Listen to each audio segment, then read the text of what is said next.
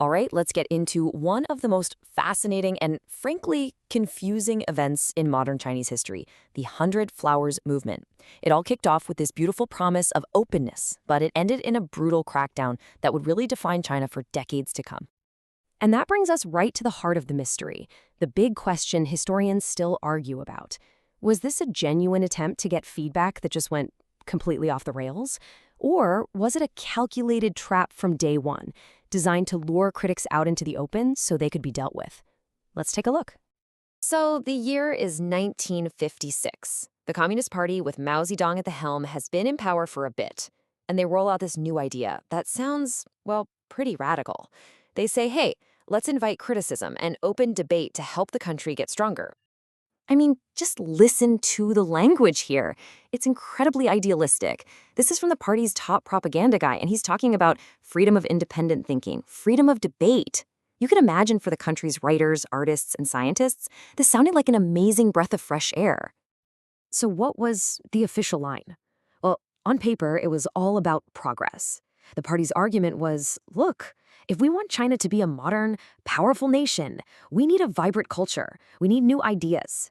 And open debate was sold as the key ingredient to make that happen.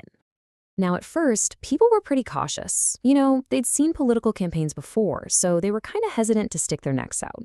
But after a little while, that small trickle of criticism turned into an absolute flood. It was like the leadership had opened a Pandora's box, and maybe not even Mao himself saw what was coming. And listen, this wasn't just polite, constructive feedback. Oh no, the complaints got serious, fast. People started questioning the party's total control, demanding real democracy.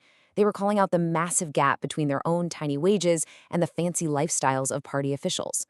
Some people even started criticizing Mao himself by name. This went way, way beyond a simple debate about poetry or physics. As you can imagine, this tidal wave of criticism sent absolute shockwaves through the leadership. The open invitation was slammed shut. Just like that, the party's whole tone changed, and the season of blossoming flowers was about to turn into a very, very harsh political winter. This right here shows you the complete 180-degree flip. The exact same ideas that had been praised as fragrant flowers were overnight condemned as poisonous weeds.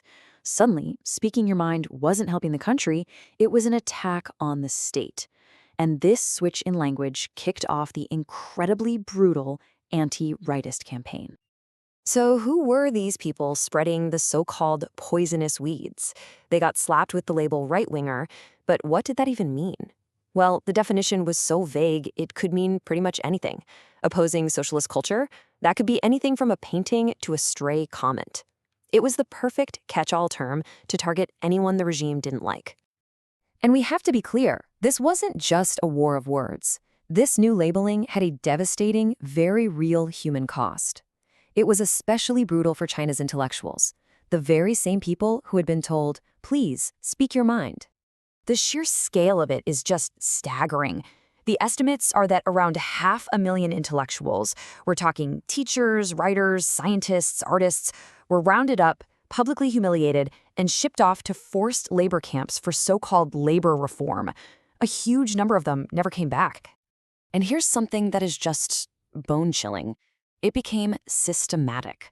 It wasn't just about going after famous critics. The central government actually issued quotas. Officials in every single workplace, every factory, school, and government office were ordered to identify a certain percentage of their people as right-wingers, usually around 5%. Think about that. It forced them to accuse innocent people, just to hit a number. The long-term damage was just profound. There was a popular saying at the time that really says it all. The campaign completely silenced an entire generation of China's brightest minds. Intellectual life was crushed, and the fear of being branded a right-winger made sure that nobody would dare to criticize the party for a very, very long time. So, all of this brings us right back to where we started. Was this whole thing a well-intentioned idea that just spiraled into a nightmare? Or was it something much darker from the beginning? The truth is, historians are still deeply divided on this. Okay, so there are two main schools of thought here. On one side, you've got historians like Cheng and Holiday. They argue it was a devious trap, plain and simple. In their view, Mao dangled the promise of free speech just to see who would take the bait, making it easy to identify his enemies and get rid of them. But then on the other side, you have historians like Jonathan Spence, who argue it was a much more muddled, confused situation, not some grand evil plot, but the result of infighting and chaos within the party leadership itself. In the end, there is evidence that points in both directions. Was it a genuine policy that just got overwhelmed by the passionate response, leading to a brutal overreaction? Or was it a cold, cynical plan to purge dissenters all along? After seeing how it all unfolded, from that hopeful promise to the devastating crackdown, the question is really one for you to think about.